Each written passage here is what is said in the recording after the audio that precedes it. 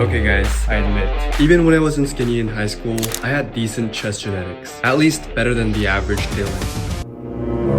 But only after I changed my workout philosophy recently, I was truly able to get a more full and aesthetic chest. And I will show you guys exactly how you can do it too.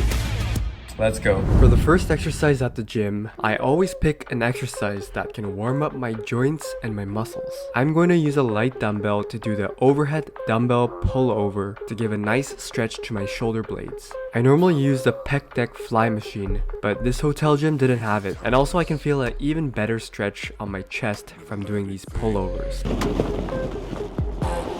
Make it timeless. Okay, this exercise is especially really good for maximizing the mobility of your scapula, which is extremely important when you're going to do something like a bench press. Basically anything that requires your chest to contract. And I'm also going to do 2 sets of chest flies just to make sure my body is nice and warmed up. For today's video, I want you guys to really pay attention to the tempo of my lifts. As I mentioned in my videos, I believe that the tempo is one of the crucial factors you can adjust the intensity of your workouts. And this is something that I finally realized after lifting seriously for like 5 years. But doing these eccentric stretch focused movements as your first exercise will significantly boost your performance when you do your big lifts like the bench press or the incline press. This is because proper bench pressing will require a very robust scapular movement, and I'll go over this in detail later in the video, but doing chest flies is a great way to awaken the mobility of your scapula. Another reason why I absolutely favor doing these exercises at the beginning of my chest workout is that they are effective in pumping blood into your target muscle, and that will allow you to feel a better mind-muscle connection, which is the ability to be aware of the exact muscles you are using during the lift. This will be a game changer, especially for those of you that struggle to feel the chest during the bench press.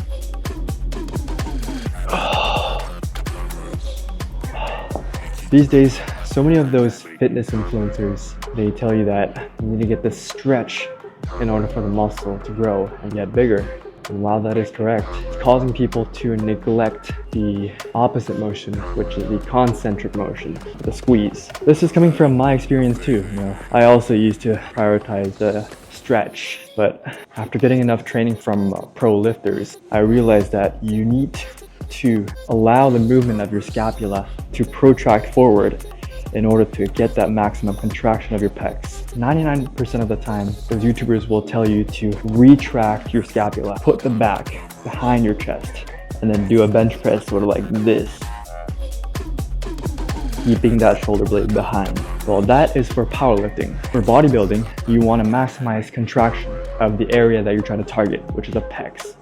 So if you want to maximize contraction up here, you actually need to bring this shoulder blade forward, allow it to protract, which will allow the pecs to contract. And then the key point here is at that peak contraction, I want you to lift your chest up and then squeeze these two together. That's what you're aiming for each repetition when you're doing any sort of chest press. Once I feel like my scapula loosens up and I start to feel the pump, I move on to the chest presses. Although there are many different types of chest presses, my number one is the dumbbell incline bench press. The reason why I use a dumbbell is because it's simply safer. When using the barbell, I can't really push myself to failure because I would get unlived while trying to bench without a spotter, whereas if I reach failure on dumbbells, I can simply just bring them down to my knees. Some of you may say, but Harry, wouldn't using a barbell be more effective as you can load more weights? And while I won't argue with that point, I don't think the benefit to hassle ratio outweighs using dumbbells, especially when you have to find someone at the gym every single time and ask them for a spot in case you drop a 80 kilo bar on your neck. Now, if you learn how to bench press through the internet like I did when I first started lifting, you probably heard you want to retract your scapula throughout the lift in order to prevent your shoulders from engaging.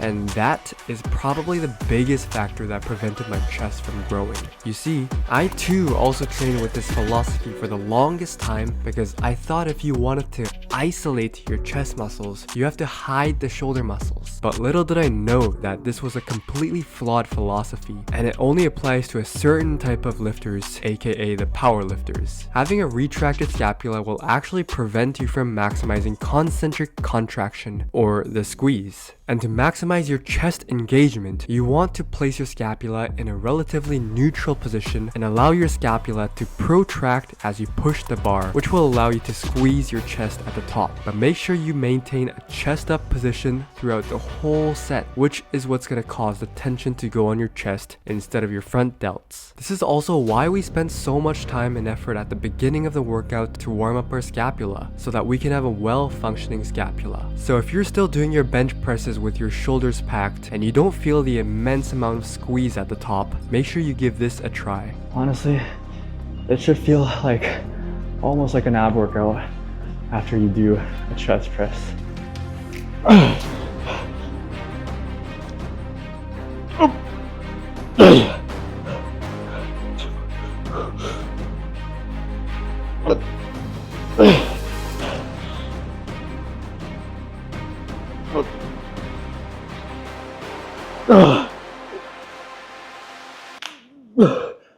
Oh shit. I broke my room key. Next is an Incline Smith machine press. I would rate this exercise as an S tier because A, you can load the weight as heavy, if not heavier, as doing it on a free weight barbell press, and B, you can still push yourself to failure without having a spotter. Now, the reason why I do another incline variation after I just did the incline dumbbell press is because I think most people, including me, will benefit more by doing exercises that target the upper chest, which leads to that aesthetic chest volume. You know that fit when you are just wearing a simple t-shirt and people actually can tell the difference of your body from other people. You want to do a lot of incline presses for that. I'm making sure I'm getting maximum concentric contraction by using my scapula to push and maintaining my chest high. You should already feel the maximum pump on your pecs at this point, and if you don't, it could be an indication that you either did something wrong or your set just wasn't intense enough.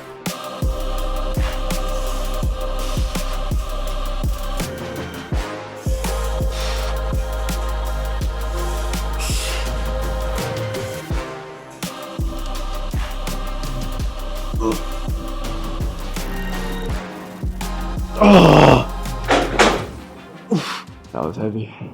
Then, I like to move on to some chest press machine, just so I can ensure I've used all of the potential energy of my chest. If you're relatively new to lifting, you could have exhausted all of your pushing strength, and it's totally okay to stop here if you feel like you've done enough. But if you feel like you have some excess energy left in you, make sure you burn it all in these 2 sets.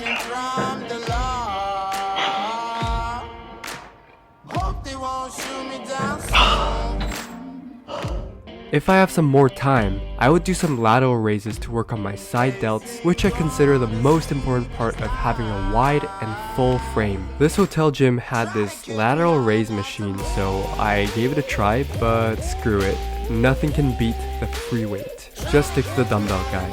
I usually like to keep it light and high repetition, somewhere between 30 to 40 reps. Generally, the smaller the muscle, I say to go light and many, with as little as rest possible, between somewhere around 60 to 90 seconds, because these small muscles fry out very quickly and they also recover relatively fast compared to bigger muscles.